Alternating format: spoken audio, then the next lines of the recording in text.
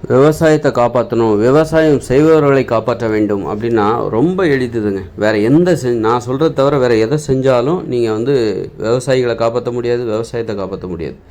விவசாயத்தை அரசாங்கம் கைப்பற்ற வேண்டும். அரசுடைமையாக விவசாய தொழிலை மாற்ற வேண்டும். விவசாயிகளை அனைத்தும், விவசாயம் செய்பவரை அனைத்தும் அரசு ஊழியர்களாக மாற்ற வேண்டும். அப்போ தான் இந்த விவசாயம் என்பது நல்லபடியான விவசாயமாக மாறும். விவசாயத்தை அடிப்படையாக கொண்டு நிறைய வேலைவாய்ப்புகள் இருக்குது. அதை வந்து ஒரு அரசாங்கம் எடுத்துக்கிட்டால் மட்டும்தான் அதை செய்ய முடியும். நிறைய இயற்கை உரங்களை தயாரிக்கலாம். பார்த்திங்கன்னா ஒவ்வொரு ஊர்லேயும் பார்த்திங்கன்னா ஒரு சிறு நகரங்கள் எல்லாம் வந்து பார்த்திங்கன்னா மார்க்கெட்டில் ஒவ்வொரு வீட்லேயும் காய்கறி கழிவுகள், மார்க்கெட்டில் காய்கறி கழிவுகள்லாம் கிடக்குது. ஒரு வாழைத்தண்டு, ஒரு கல்யாண வீட்டில் கல்யாணம் முடிஞ்சு அந்த வாழைத்தண்டை அப்படியே போட்டு போயிடுறாங்க. அந்த வாழை மரத்தை எடுத்துகிட்டு போய் சின்ன சின்னதாக வெட்டி அதை ஒரு பசுமை கழிவுகளாக மாற்றலாம். ஒவ்வொரு வீட்லேயும் காய்கறி கழிவுகள் தினமும் ஒரு 1/2 கிலோவாவது மீறும். அதை சேகரிக்கணும். அதற்கு சேகரித்து அதை வந்து உரமாக மாற்றுறது. அப்போது இந்த மாதிரி அரசாங்கம் விவசாயத்தை அரசு உடைமையாக மாற்றி, அரசு மயமாக மாற்றி, தனியாரிடமிருந்து மக்களிடமிருந்து நிலத்தை வாங்கி விவசாயிகளை அனைத்தும் விவசாயம் செய்பவர்கள் அனைத்தும் அரசு ஊழியர்களாக மாற்றி அந்த விவசாயத்தை வந்து அரசு பணியாக மாற்றி செய்யும்போது தான் விவசாயத்தை அடிப்படையாக கொண்டு நிறைய முயற்சிகளை செய்ய முடியும். இப்போ வந்து எனக்கு ஐடியா இருக்குது என்னென்னா, நிறைய ஒரு நகரத்தில் நான் வசிக்கிறேன்.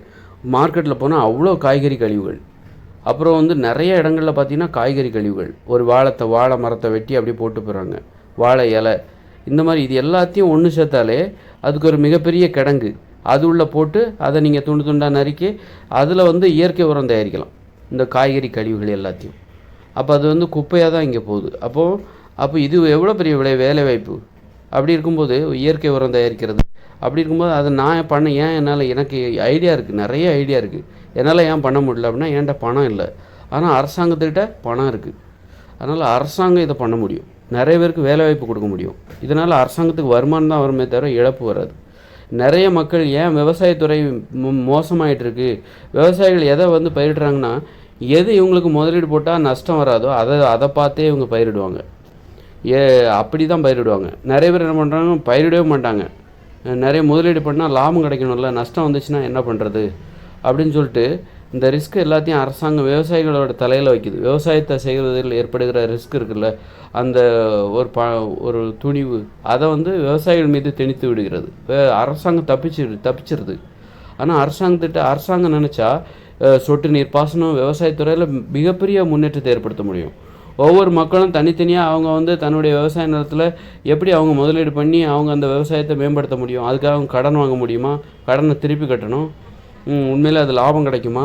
இங்கே விவசாயிகள் அத்தனை பேரும் படித்தவங்களாகவும் இல்லை. அவங்களுக்கு விவசாயத்தை எப்படி லாபமாக பண்ணணுன்னு தெரில. ஒரு முன்னேற்றம் அடைந்த ஒரு விவசாய முறையை எப்படி கடைபிடிக்கணும்னு, தெளிப்பு நீர் பாசனம், சொட்டு நீர் பாசனம் எல்லாம் இருக்குது. அதுக்கு முதலீடு வேணும்ல. அப்போ அரசாங்கம் மானியம் கொடுக்குது, அப்படி இப்படின்னு சொல்லிட்டு விவசாயத்தில் அக்கறை காட்டிக்கிற மாதிரி அரசாங்கம் காமிச்சிக்குது. அப்புறம் நாளைக்கு ஒரு புயல் வந்தால் அந்த விவசாயிகளோட பயிர்கள் எல்லாம் நாசமாக போகுது. இப்படி விவசாயிகளோட தலையில் எல்லா வித சுமைகளும் சுமத்துறாங்க. அவங்க தான் இந்த லாபத்தையும் இழப்பீடுகளையும் ஏற்றுக்கிற மாதிரி அவங்கள வந்து அப்போ தான் இந்த விவசாயமே வந்து நாசமாக போகிறதுக்கு காரணம் என்னென்னா, விவசாயம் பண்ணுறது ரொம்ப ஆபத்தான தொழில், நம்பிக்கையற்ற தொழில். முதலீடு பண்ணால் லாபம் வந்தால் தான் உண்டு. அப்போ கிராமங்கள்லாம் விவசாயம் போட்டால் அப்புறம் அந்த கிராமத்து மக்களே திருடுறாங்க, அந்த விவசாய பொருட்களை திருடுறாங்க. அதுக்காக வேலி வைக்க முடியுமா? வேலி போட்டால் அதுக்கு ஏகப்பட்ட காசு வரும். அந்த காசுக்கு அந்த விவசாயி எங்கே போவாங்க? இந்த திருடுறது இருக்குல்ல, விவசாய நிலத்தில் திருடுறது. இந்த சின்ன பசங்க இருக்காங்கள்ல, சின்ன பசங்களுக்கு அவங்க கொஞ்சம் பொதுநல உணர்வே இருக்காது. அவங்க என்ன பண்ணுவாங்கன்னா, ஒரு ஜாலிக்காக என்ன பண்ணுவாங்கன்னா, ஒவ்வொரு தோட்டத்துக்காக புகுந்து மாங்காய் திருடுறது, அங்கே இருக்கிற ஏதாவது திருடிட்டு போகிறது. அப்போ இந்த மாதிரி தொல்லைகள் கிராமங்களில் அதிகமாக இருக்குது. அதனால தான் இந்த விவசாயம் என்பது ஒரு நம்பிக்கையற்ற ஒரு தொழிலாக மாறிவிடுகிறது. நிறைய பேர் விவசாயத்தை கைவிடுறாங்க. முதலீடு பண்ணி அந்த விவசாயத்தை பண்ண முடியல. முதலீடு பண்ணுறதுக்கு பணம் வேணும். விவசாயிகள்கிட்ட எங்கே போய் பணம் இருக்கும்? நிறைய முதலீடு தேவை. ஒரு விவசாயத்தை ஆக்கப்பூர்வமாக பண்ணுறதுக்கு இப்போ நிறைய விவசாயிகளுக்கு ஐடியாலாம் இருக்குது. ஒரு மாடை வாங்கலாம், அதை வாங்கலாம், ஆடு வாங்கலாம், ஒரு பண்ணை அமைக்கலாம், எல்லாமே இருக்குது. ஆனால் பணம் வேணும்ல. பணம் என்பது விவசாயிகள்கிட்ட இல்லை. அதனால் அவங்க யோசிக்கிறாங்க, ஐடியா எல்லாத்தையும் வீணாக போகுது, அதை நடைமுறைப்படுத்த முடியல.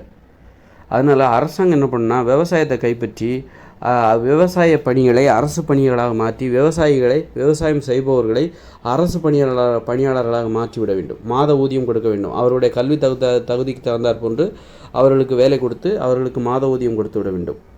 மாத ஊதியம் கொடுத்து அந்த விவசாய பணியை செய்யணும். அரசாங்கத்தில் பணம் இருக்குது. அவங்க நினச்சா சொட்டு நீர் பாசனம், அந்த பாசனம், தெளிப்பு நீர் பாசனம், எல்லா பாசனத்தையும் கொண்டு வந்து வேலிகளை அமைச்சு, அப்புறம் வந்து டிராக்டரு, அதுக்கெல்லாம் வேலைக்கு அவங்களாம் அரசு பணியாளர்கள் வந்து டிராக்டர் வச்சு உழுது ஒரு நிலத்தை அப்படி ரெடி பண்ணி கொடுத்துட்டு போயிடணும். அது ஆர்டர் வந்துச்சுன்னா, அங்கே வந்து இன்றைக்கி எனக்கு வேலை போய் பண்ணிட்டு வந்துடுறேன், பண்ணி முடிச்சுட்டு போயிடணும். அப்புறம் மாட்டு பண்ணை, அரசாங்கத்தில் பணம் இருக்குது. எங்கெங்கெல்லாம் மாட்டு பண்ணை அமைக்கணும். அதுலேருந்து உரத்தை கலெக்ட் பண்ணி இயற்கை உரத்தை போட வேண்டியதான். இப்படி அரசாங்கம் நினச்சதுன்னா, பசுமை புரட்சி என்பது எப்போ சாத்தியம்னா, அரசாங்கம் அந்த விவசாய பணிகளை கைப்பற்ற வேண்டும். விவசாயத்தை அரசுடைமையாக மாற்ற வேண்டும். தனிநபர் யார்கிட்டையும் விவசாய நிலங்கள் இருக்கக்கூடாது. அப்போ தான் வந்து இந்த விவசாயம் மிகப்பெரிய, கிட்டத்தட்ட ஒரு பல கோடி பேருக்கு, இந்தியா முழுக்கன்னா பல கோடி பேருக்கு வேலை வாய்ப்பு கிடைக்கும். 8 மணி நேரம் தான், 6 மணி நேரம் தான் வேலை செய்யணும். வேலை செஞ்சுட்டு நீ போயிட்டே இரு, உன்னுடைய வேலை என்ன. அது மாதிரி ஒவ்வொரு ஏரியாவை நீ கொடுத்து இதுக்கு தண்ணி பாய்ச்சணும், அதை பாய்ச்சணும், மாட்டு பண்ணை, அந்த மாட்டு பண்ணையில் உனக்கு ஒரு வேலை. அப்புறம் நீ வந்து டிராக்டர் உழுறது உன்னோட வேலை, அறுவடை பண்ணுறது உன்னுடைய வேலை, பழங்களை வந்து ஏற்றி இறக்குறது, விற்கிறது.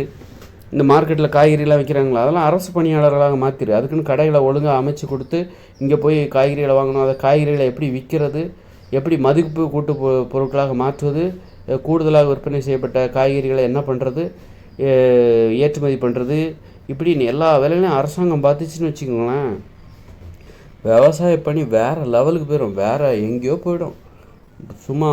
அப்போ வந்து நல்ல சத்தான உணவுப் பொருட்கள், ஒரு விவசாயிக்கு அந்த ஐடியா வராது. நிறைய சத்தான மரங்கள், பழங்கள் தருகிற மரங்கள், இதெல்லாம் எப்படி பண்ணாக்கா மகசூலை அதிகப்படுத்தலாம், இதுக்கு படிச்சுட்டு வருவாங்க.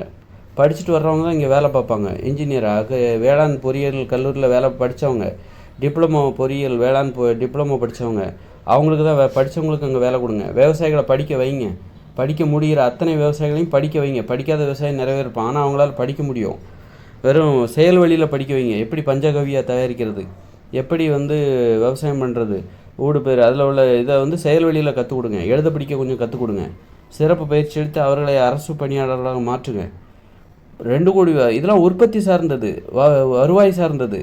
இதில் வந்து நீங்கள் வந்து அரசாங்கம் இதுக்கு கூடுதலாக அரசாங்கத்துக்கு செலவழிக்குது அப்படின்னு சொல்லவே முடியாது. கூடுதலாக பயங்கர ஏகப்பட்ட வருமானம் வரும். விவசாயத்தின் மூலம் வருகிற வருமானத்தை அவர்களிடமே கொடுத்து விட வேண்டியது தான். அப்போ கொஞ்சம் பணத்தை, மிச்சமாகிற பணத்தை சேமித்து வைங்க. அந்த மக்களை வாழ வைங்க. ஒரு நம்பிக்கையான ஒரு தொழிலாக மாற்றுங்க. பாதுகாப்பான தொழிலாக அதை மாற்றுங்க. அது அரசாங்கம் கைப்பற்றினா தான் முடியும். நிறைய நிலங்கள் தரிசாக கிடக்குது. நீங்கள் எங்கே போய் பாருங்கள், இந்த விழுப்புரம், திண்டிவனம், பாண்டிச்சேரி அல்லது வந்து இந்த இடத்தெல்லாம் பாருங்கள், நிறைய நிலங்கள் தரிசாக கிடக்குது. ஏன் தெரியுமா? அரசாங்கம் அந்த நிலங்களை கைப்பற்றி விவசாயம் பண்ண ஆரம்பித்தா அதெல்லாம் வேலைவாய்ப்புகள். தரிசாக கிடக்கிற அத்தனை நிலங்களும் வேலைவாய்ப்புகள்.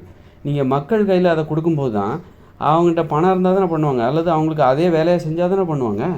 தோட்டம் இருக்குது, ஆனால் பார்க்குறதுக்கு நம்பிக்கையான ஆள் இல்லை அப்படின்னு சொல்லிட்டு, எனக்கு வேறு வேலைப்பா, நான் வெளிநாட்டில் வேலை பார்த்துட்ருக்கேன், எனக்கு 2-3 தோட்டம் இருக்குது, அதை பார்க்குறதுக்கு நம்பிக்கையான ஆள் இல்லை, அதை யாருக்கு, அதனால் அது சும்மா தான் கிடக்குது அப்படிம்பாங்க. அந்த நிலத்தை சும்மா விடலாமா?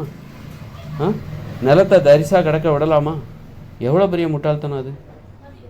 அதனால் வந்து விவசாயத்தை அரசு பணியாக மாற்றினீங்கன்னு வச்சுக்கோங்களேன், விவசாயிகளை அரசு பணியாளர்களாக மாற்றினீங்கன்னு வச்சுங்க, தமிழ்நாட்டில் 2 கோடி பேருக்கு வேலை கொடுக்கலாம். இந்த தமிழ்நாடே ஒரு பசுமை புரட்சியாக மாறும். ஊட்டச்சத்து குறைபாடு மாறும். இந்த மருந்து அடிக்கிறதெல்லாம் இருக்குல்ல, ரசாயன பூச்சிக்கொல்லி மருந்துகள், அதற்கெல்லாம் தடை வச்சுருங்க. தடை வச்சுட்டு நிறைய மாடுகளை உற்பத்தி, நிறைய மாட்டு பண்ணைகளை வைங்க, ஆட்டு பண்ணைகளை வைங்க. அதிலிருந்து வருகிற உரங்களை வந்து எடுத்து இயற்கை உரம், பஞ்சகவியா, அந்த கவியா, இந்த கவியா அப்படின்னு போட்டு நிறைய தயிர் கீரெலாம் போட்டு பஞ்சகவியா ரெடி பண்ணி அப்படியே ஒரு பசுமை புரட்சியை உண்டு பண்ணலாம். அதெல்லாம் பண்ணுறதுக்கு எவ்வளோ சந்தோஷமான விஷயம். ஒரு ஆட்சி நடத்துறதுக்கு ஒரு அரசாங்கம் இதை செஞ்சாலே போதுமே.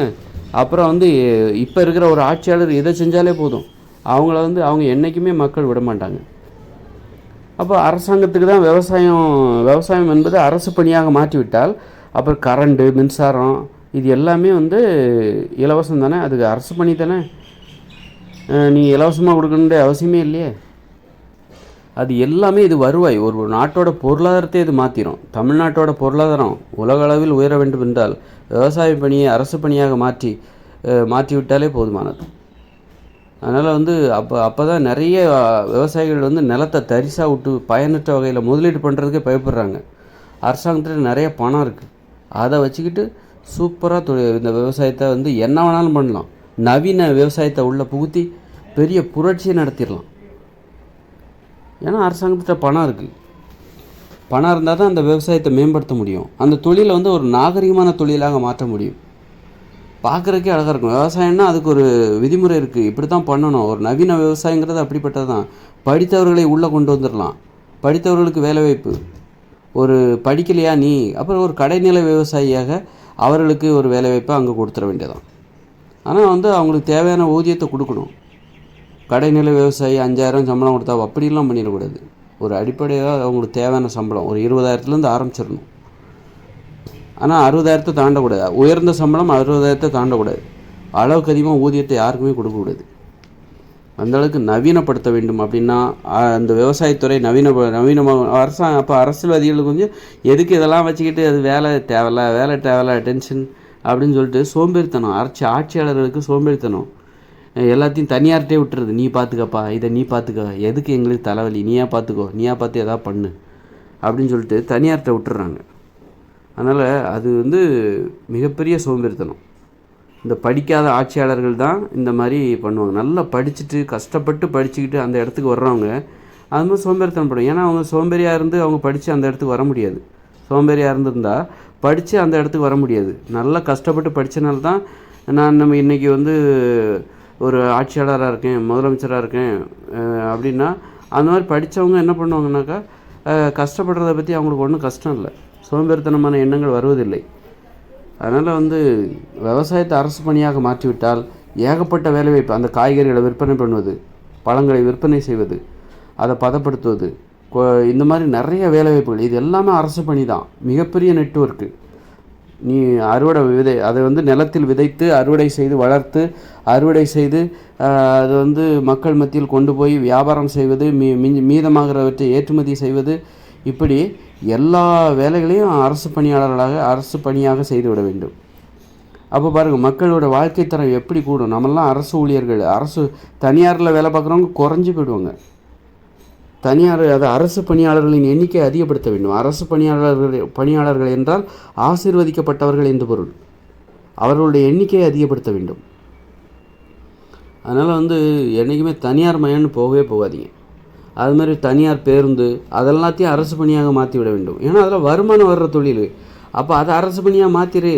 அவங்க அதுலேருந்து வர்ற வருமானத்தை எடுத்து அவங்க கையிலே கொடுத்துரு. இதில் என்ன உனக்கு சிரமம்?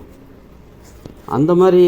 அப்புறம் வந்து கல்வி, அது வந்து முதலீடு. நாளைக்கு படித்து முடித்து சம்பாதிச்சு இந்த நாட்டோட பொருளாதாரத்தை அவங்க மாற்ற போகிறாங்க, உயர்த்த போகிறாங்க. அப்படின்னா அவங்கள படிக்க வைக்கிறதுல உனக்கு என்ன?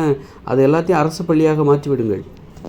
இன்னும் 20 வருஷம்தான் இந்த வேலையெல்லாம் செய்கிறதுக்கு உங்களுக்கு கொடுக்கப்பட்ட காலம். இன்னும் 20 வருஷம்தான். 2040க்குள்ளே தான் நீங்கள் இந்த வேலையை செய்ய முடியும்.